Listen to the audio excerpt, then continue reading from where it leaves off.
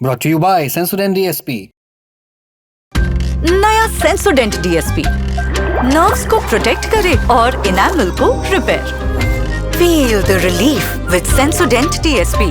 क्या 8 फरवरी को अजित पवार कोई बड़ा ऐलान करने वाले थे? एनसीपी की टूटी कहानी क्या फिर से जुड़ने वाली थी? और क्या फरवरी में महाराष्ट्र की राजनीति में कुछ बड़ा होने वाला था? राजनीतिक गलियारों में चर्चा थी कि एनसीपी शरद पवार गुट और एनसीपी अजित पवार गुट एक बार फिर से साथ आने वाले हैं। इंडियन एक्सप्रेस की रिपोर्ट के मुताबिक बात सिर्फ हवा हवाई नहीं थी। दोनों तरफ के नेताओं की बैठकें लगातार चल रही थी। डील लगभग फाइनल स्टेज में बताई जा रही थी। कहा जा रहा था कि जिला परिषद चुनाव साथ लड़े जाएंगे। नतीजों के बाद मर्जर का ऐलान होगा। 8 फरवरी 2026 की तारीख इसके लिए तय भी कर दी गई थी। इस पूरी कवायद में अजित पवार की भूमिका काफ़ी अहम बताई जा रही थी। उन्होंने ही शरद पवार की पार्टी से बातचीत की कमान संभाली थी। एनसीपी शरद पवार गुट के वरिष्ठ विधायक जयंत पाटिल और पार्टी चीफ शशिकांत शिंदे ने भी इस बात को माना है। जयंत पाटिल ने कहा, हाल के समय में दोनों गुटों के बीच बातचीत चल रही थी। 16 जनवरी को मेरे घर पर मीटिंग हुई, जहां साथ मिलकर चुनाव लड़ने की बात फाइनल हुई। 17 जनवरी को शरद पवार के घर पर भी मीटिंग हुई थी। वहीं शशिकांत शिंदे ने कहा कि साथ आने की बातचीत पहले के समझौते के मुताबिक चल रही थी। उन्होंने कहा कि अब इस पर खुलकर बोलना ज़रूरी है। अजित पवार ने कहा था कि नगर निगम चुनाव के बाद हम साथ आएंगे, इसके लिए मीटिंग हुई थी। अजित दादा ने ये बात शरद पवार की तरफ देखते हुए कही थी, अब हम उस दिशा में काम करेंगे। शिंदे ने यह भी संकेत दिया कि इस मामले में देरी हो सकती है, लेकिन इसे फाइनल किया जाएगा। रिपोर्ट के मुताबिक अजित पवार की मौत के बाद एनसीपी के सीनियर नेता बारामती पहुंचे।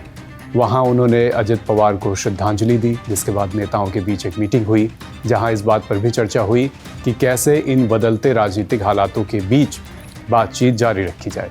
सूत्रों का कहना है कि दोनों पार्टियों का मर्जर अब भी ट्रैक पर ही है। तो सवाल यह है कि अगर दोनों पार्टियों का मर्जर होता है तो बदलाव क्या आएंगे? मर्जर हुआ तो शरद पवार की पार्टी सरकार में आ सकती है। फिलहाल अजित पवार गुट महायुति में है, यानी सरकार में है महाराष्ट्र में, जबकि शरद पवार की पार्टी विपक्ष में।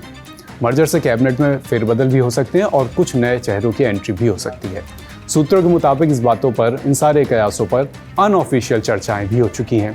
यहाँ ये जानना ज़रूरी है कि हाल ही में दोनों गुटों ने पुणे और पिंपरी चिंचवाड़ नगर निगम चुनाव साथ में लड़े थे, जिसके बाद से साथ आने की खबरें तेज हुई थी। नेताओं ने सार्वजनिक रूप से अपनी पोजीशन भी सॉफ्ट की थी और आंतरिक मतभेद सुलझाने के संकेत भी दिए गए थे। रिपोर्ट के मुताबिक जिला परिषद चुनाव साथ लड़ने की प्लानिंग थी, जो कॉन्फिडेंस बिल्डिंग का हिस्सा था। चुनाव नतीजों के बाद मर्जर का ऐलान हो सकता था। यहाँ तक अजित पवार अपनी रैलियों में मर्जर पर सवाल उठाने वालों को टारगेट भी करने लगे थे। एक रैली में अजित पवार ने कहा था कि अगर हम साथ आते हैं तो कुछ लोगों को इससे तकलीफ क्यों हो रही है। अब एनसीपी के बैकग्राउंड पर भी एक नज़र। 1999 का साल, शरद पवार ने एनसीपी की स्थापना की, लेकिन साल 2023 में पार्टी 2 हिस्सों में बंट गई। एक तरफ चाचा शरद पवार, दूसरी तरफ भतीजे अजित पवार।